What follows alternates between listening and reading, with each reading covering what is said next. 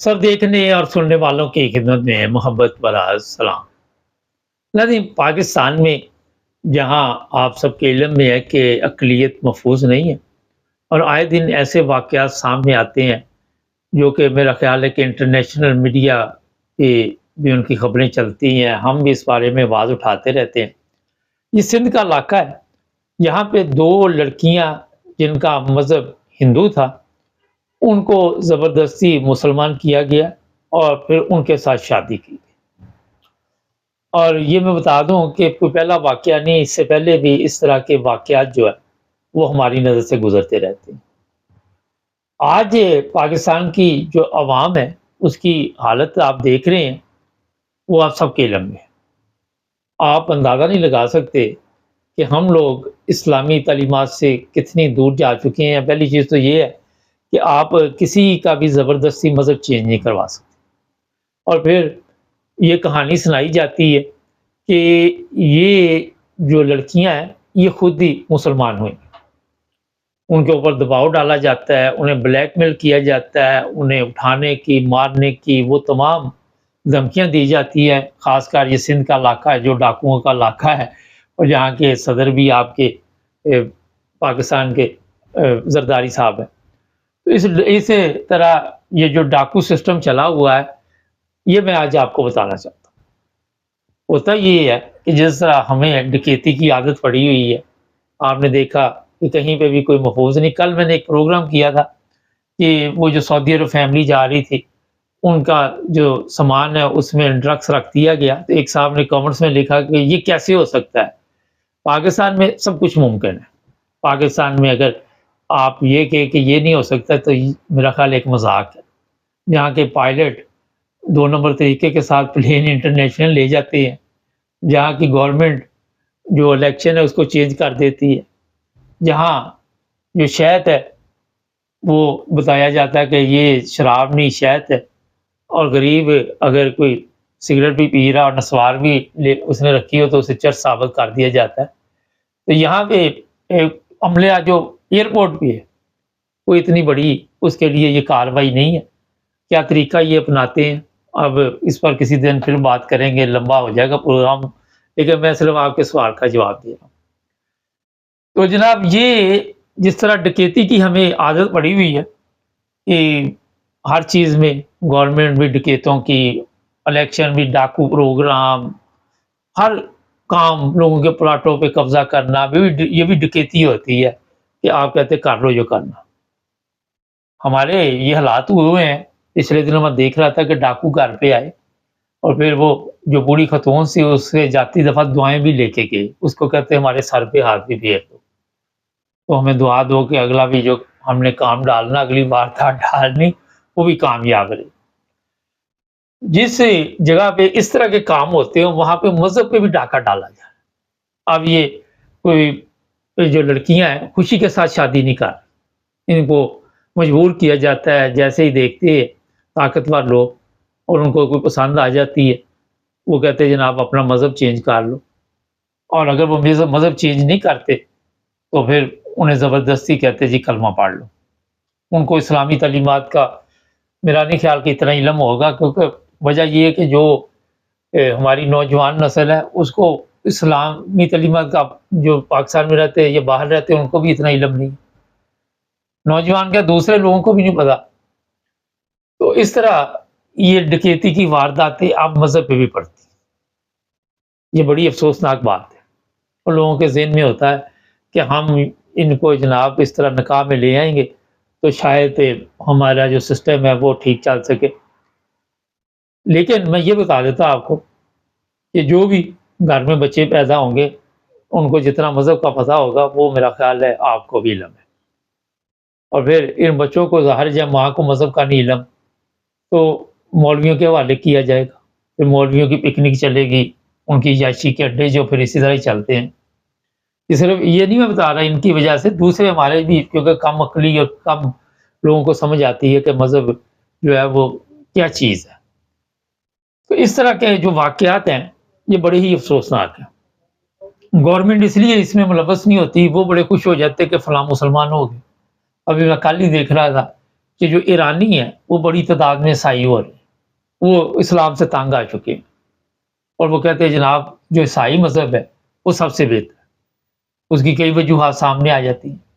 آپ جتنی دعائیں، جتنے درود، جتنے پیر، جتنے فقیر، جتنے آپ لگے ہوئے ہیں عمرے حج کرنے، اس کے باوجود جو پرسکون زندگی ہے وہ عیسائی ممالک میں ہے۔ ہمارے پاس یہ سب چیزیں ہیں مگر سکون نہیں ہے، قوانین نہیں ہے، عدل و انصاف نہیں ہے، کوئی ایسی چیز نہیں۔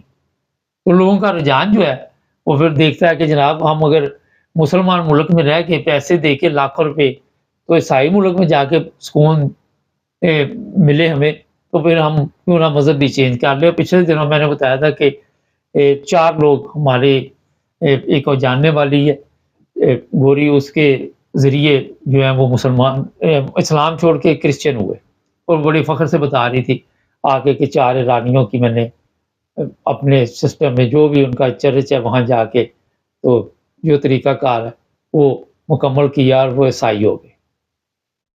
یہ ایک بڑا اہم سوال ہے۔ اب یہاں جرمنی میں فرض کرے آپ کسی ایرانی کو کہتے ہیں مذہب چینج کر لو، تو دباؤ تو ڈال نہیں سکتے یہاں پہ کسی پہ۔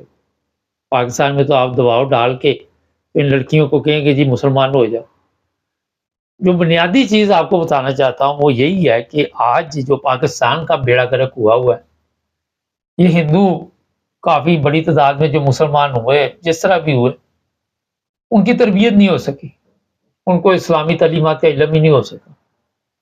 اس کا اندازہ آپ یہاں سے بھی لگا سکتے ہیں، جو رسم و رواج ہمارے پاکستان میں چلتے ہیں، جو کچھ بھی ہے، یہ پیسے پھینکنے شادیوں پہ اور بھی کئی بد رسمیں ہیں، اب ان کا ذکر کرنا شروع کروں گا تو ختم ہی نہیں ہوگی، پروگرام ختم ہو جائے گا۔ تو یہ سب ہم نے ہندوؤں سے لی۔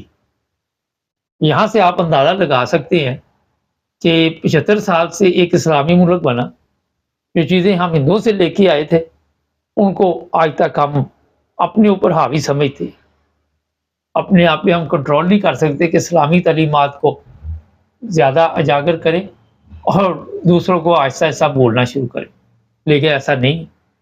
آپ یہ رسم و رواج جو بھی دیکھتے ہیں وہاں ہمارے ملک میں، یہ جو پیری مریدی، قبروں کے اوپر جا کے سجدے کرنے، بڑے لوگوں کے سامنے جھکنا، یہ سب ہندو مذہب سے ہمیں ملا ہے، سمجھے کہ وہاں سے ہم لے کے آئے۔ بے شمار چیزیں ہیں۔ اگر آپ ان چیزوں کا دوسری طرف دیکھیں تو عیسائی ممالک ہیں یہاں پہ یہ چیزیں نہیں۔ اگر مسلمان ممالک بھی دیکھ لے، سعودی عرب فرض کرے کر لے، وہاں بھی یہ بہت کام میرا خیال ہے یا ہوئے گی نہیں، پیری مریدی، یہ قبروں کی پوجا، قبروں پہ سجدے، یہ چیزیں نہیں ہوں گی، کیونکہ سعودی عرب ظاہر ہے ان کو پتہ ہے اسلام کا زیادہ، اور اسلامی تعلیمات کا پتہ ہونے کے باوجود آہستہ آہستہ وہ بھی جس پٹری سے اتر چکی ہے، اب یہ ایک لمبی کہانی ہے، لیکن پتہ اس لیے ہے کہ کچھ نہ کچھ ان کے بڑے کو اندر یہ چیزیں پائی جاتی ہے جس کی وجہ سے یہ بت پرستی پہ وہاں پہ آپ اس طرح کی چیزیں نظر نہیں آتی۔ میں نے دیکھا تھا کعبہ میں ایک بندہ ہمارے گیا ہوا تھا، وہ ایسے ہاتھ اٹھا رہا تھا تو وہ پولیس والا کہہ رہا تھا کہ آرام سے، کوئی طوفان نہیں آنے والا کہ آپ دعا اس طرح مانگ لیں۔ تو ان چیزوں کا بھی وہاں پہ خیال رکھا جاتا ہے۔ پاکستان سے کئی ہزار درجے بہتر ہے، لیکن آہستہ آہستہ میرا خیال ہے وہ کسی دوسری طرف نکل رہی۔ یہ اس لیے آپ کو آج میں بتا رہا ہوں کہ زبردستی آپ کسی کا مذہب تبدیل نہیں کر سکتے۔ زبردستی آپ کسی کو مجبور کر کے شادی تو کر سکتے ہیں، لیکن اس کا دماغ دل جو ہے وہ نہیں چینج کر سکتے۔ یہاں میں نے دیکھا کئی لوگ مسلمان ہو جاتے ہیں، بعد میں پھر وہ اسلام چھوڑ جاتے ہیں، ان کو دلچسپی نہیں ہوتی، وہ وقتی طور پہ دیکھتے ہیں کہ شاید ہم لوگ یہاں بھی اپنی مذہب کی دعوت دیتے ہیں، جو لوگ بھی ہیں، یہ بوسنی ہے اور بھی ممالک ہے، بڑی تعداد میں یہ لوگ مسلمان ہوئے تھے، پھر ادھر جا کے انہوں نے اپنا کلچر، اپنا ماحول جو ہے وہ تبدیل کر لیا۔ میں البانیہ گیا پچھلے دنوں، چند ایک چیزیں ان میں بھی اسلام والی تھی کیونکہ ان کے بڑے مسلمان تھے، لیکن نئی نسل کو یہ علم نہیں تھا۔ ان کی جو نئی نسل تھی ان کو بالکل ہی کسی چیز کا علم نہیں تھا۔ یہ تھا کہ طہارت وغیرہ، جسم کی صفائی وغیرہ کے لیے انہوں نے اپنے واش روم میں وہ سسٹم چلائے ہوئے ہیں، اور یہاں سے پھر مجھے پتہ چلا کہ ان کو پتہ ہے کہ اسلام کیا ہے، مگر مکمل ان کو اس چیز کا علم نہیں۔ اور پھر میں نے جب ان کے متعلق پوچھا تو وہاں بھی یہ شرک کی بڑی رسومات ہیں، مختلف طریقے. تو یہ جو مسلمان ممالک میں یہ شرک کا سلسلہ ہے، یہ آج تک ہم کنٹرول نہیں کر پا رہے.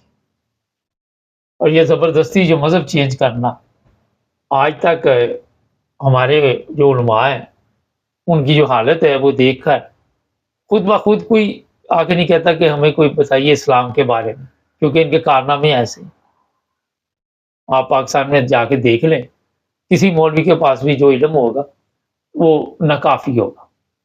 وہ اپنے مقصد کے لیے صرف استعمال کر رہا ہوگا، اپنی تجارت کے لیے استعمال کر رہا ہوگا یہ مذہب کو، لیکن اسے عوام کو فائدہ نہیں ہو رہا. ایسے ہی ہے جیسے آپ خوراک تو کھا رہے ہیں لیکن جسم کو وہ خوراک پہنچ نہیں رہی. 2 نمبر خوراک کا ظاہر نقصان نہیں ہوتا نا ملاوٹ ڈالی کا. تو مذہب میں بھی اسی طرح کے حالات وہاں پہ چل رہے. خالص جو اسلام ہے وہ بڑا مشکل ہوا ہے کسی کو سمجھانا. بہت سے ایسے لوگ ہیں بڑے اپنے آپ کو نیک سمجھتے ہیں. اب مسئلہ یہ ہے کہ سمجھنے سے کچھ نہیں ہوتا جب تک اپنا کردار ہم ٹھیک نہ کریں. معاشرے کا بڑا فرق پڑ جاتا ہے.